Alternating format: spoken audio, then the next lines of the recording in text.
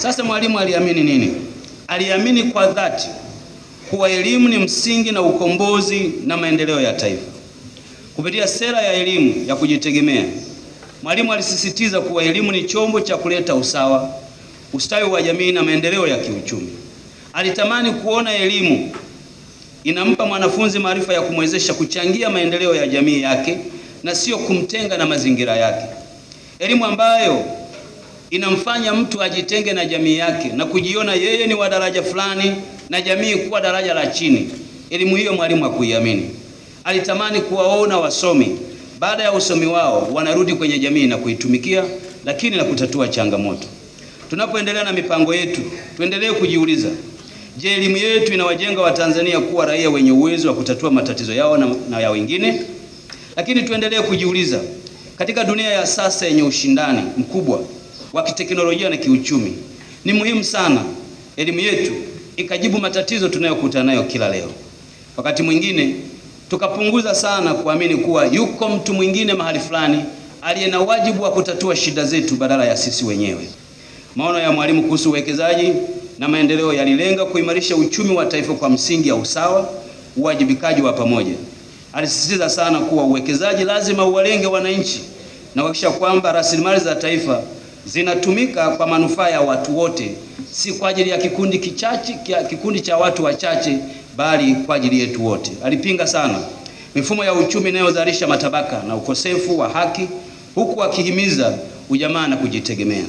Leo tunapaswa kuendeleza fikra za Mwalimu Nyerere kwa kuwekeza katika sekta ya elimu, kuwekeza kwenye sekta ya kilimo, viwanda, teknolojia na biashara ambavyo ndivyo vinategemewa sana na wananchi wengi kukuza uchumi jumuishi. Serikali na sekta binafsi zinapaswa kushirikiana kuhakikisha kuwa uwekezaji unaleta tija kwa wananchi na kutengeneza umoja wa kitaifa na kuondoa umaskini miongoni mwao, lakini muhimu zaidi, kuwavuta kwa pamoja Watanzania na kuwa taifa moja. Hakuna maendeleo yanayowezekana bila amani. Baba wa taifa aliamini kuwa mshikamano wa kitaifa. Alitufundisha kuwa amani sio tu kukosekana kwa vita, bali ni hali ya jamii kuishi kwa mshikamano, usawa na haki kwa watu wote. Kupitia misingi ya utaifa na umoja, aliweza kujenga taifa lenye mshikamano thabiti licha ya tofauti mbalimbali za makabila, kidini, kijamii. Leo taifa letu linanufaika na amani, umoja na upendo miongoni mwetu. Ni kwa sababu baba wa taifa alipanda mbegu hiyo. Huyo ndio Julius Kambarage Nyerere.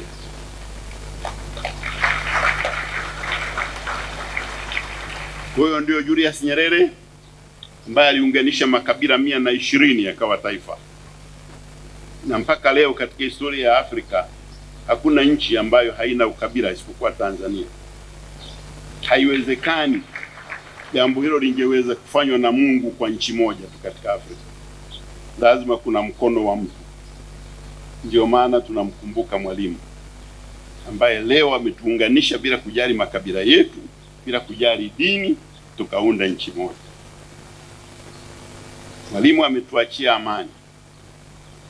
Leo kuna kizazi cha wanasiasa wanasema wanataka kuvuruga amani kama njia ya kupata wanachotaka. Tunawaambia amani hii imejengwa katika mwamba na kwamba haiwezi kuvurugwa na mtu yeyote. Amani ya nchi hii italindwa na Watanzania wenyewe kwa sababu ni zao la umoja wao. Huyo ndio Julius Kambarage Nyerere tunayemkumbuka. Chuo cha kumbukumbu ya Mwalimu Nyerere ambacho kimebeba jina la baba wa taifa kilianzishwa kwa sheria ya Bunge namba 6 ya mwaka 2005 ambayo ilianza kutumika rasmi Oktoba 1, 2005. Chuo chetu kina dira ya kuwa kitovu cha utoaji wa maarifa bora, elimu na mafunzo kuhusu ubunifu na uvumbuzi na kuendeleza amani na umoja wa kitaifa. Majukumu ya chuo chetu ni kutoa mafunzo katika fani za sayansi ya jamii kwa kiwango cha stashahada, shahada na shahada za uzamili. Kutoa mafunzo ya uongozi, kufanya utafiti katika nyanja mbalimbali zenye lengo la kutatua changamoto mbalimbali katika jamii. Chuo pia kina majukumu ya kutoa ushauri wa kitaalamu kwa sekta ya umma na sekta binafsi. Lakini pia chuo kina lengo na majukumu ya kuendesha mafunzo ya elimu ya kujitegemea. Ndugu mgeni rasmi, niruhusu nizungumzie juu ya mafanikio ya chuo hasa katika kipindi cha awamu ya 6 ya serikali inayoongozwa na Mheshimiwa Daktari mama yetu Samia Suluhu Hassan. Katika kipindi hiki chuo kimekuwa na mafanikio makubwa sana. Katika kampasi yetu hapa Kivukoni, serikali imeboresha miundombinu mbalimbali ya kufundishia na kujifunzia ili kuongeza ubora wa mafunzo, ikiwa ni pamoja na kufunga vifaa mbalimbali vya kufundishia katika kumbi za mihadhara. Kwa sasa katika kampasi ya Kivukoni kuna kumbi za mihadhara zenye uwezo wa kukalisha wanafunzi 2770 kwa wakati mmoja, madarasa 13 yenye uwezo wa kukalisha wanafunzi 4288 kwa wakati mmoja, maabara za kompyuta 3 zenye uwezo wa kuchukua wanafunzi 110 kwa wakati mmoja, na kituo tamizi chenye uwezo wa kuchukua wanafunzi 30 kwa wakati mmoja. Aidha, kuna jengo la utawala ambalo lina ofisi mbalimbali za watumishi ikiwemo management ya chuo. Pia yapo majengo ya vitivo na idara mbalimbali. Aidha, chuo kina mabweni yenye uwezo wa kulaza wanafunzi 1210 kwa wakati mmoja. Ndugu mgeni rasmi, mbali na hayo, chuo kinaendelea na mradi mkubwa wa ujenzi wa jengo la maktaba ya kisasa litakalokuwa na uwezo wa kutumiwa na wanafunzi 2500 kwa wakati mmoja. Jengo hili pia litakuwa na ukumbi wa mihadhara yenye uwezo wa kutumiwa na wanafunzi 1000 kwa wakati mmoja. Ujenzi wa jengo hili la maktaba unaendelea vizuri.